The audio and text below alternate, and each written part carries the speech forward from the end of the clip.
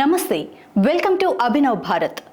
Shri City business సెంటర్లో పలు కంపెనీల సీఈఓలతో మాట్లాడిన చంద్రబాబు పారిశ్రామికవేత్తలు యువతకు ఉపాధితో పాటు రాష్ట్ర భవిష్యత్తు కోసం సంపద సృష్టించాలని కోరారు.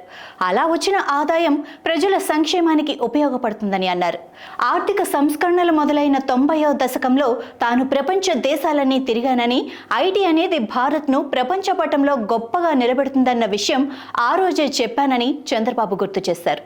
ప్రపంచంలో ఈరోజు ప్రతి నలుగురు ఐటీ నిపుణుల్లో ఒక భారతీయుడు ఉంటాడని, అలాంటి ప్రతి నలుగురు భారతీయుల్లో ఒకరు తెలుగువారు ఉంటారని చెప్పటానికి తనకెంతో గర్వంగా అనిపిస్తుందని ముఖ్యమంత్రి అన్నారు.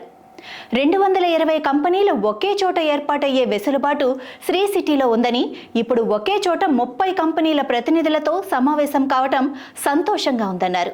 భవిష్యత్తులో మరిన్ని పరిశ్రమలు ఇక్కడికి రావడానికి ఈ సమావేశం దోహదపడుతుందని చంద్రబాబు అన్నారు.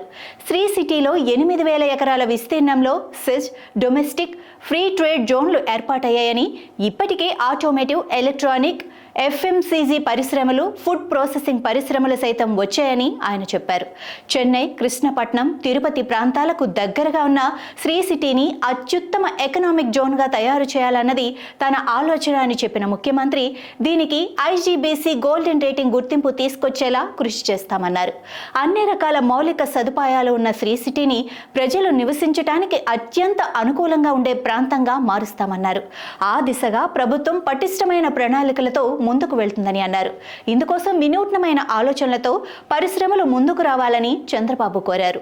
నాయకులారా, మీ పనితనం మీ అధినాయకులకు తెలియజేయాలనుకుంటున్నారు. ప్రజలారా, మీ సమస్యలను మీ నాయకులకు తెలియజేయాలనుకుంటున్నారు. ప్రజా సమస్యల పరిష్కార వేదిక మీ అభినవ్ భారత్.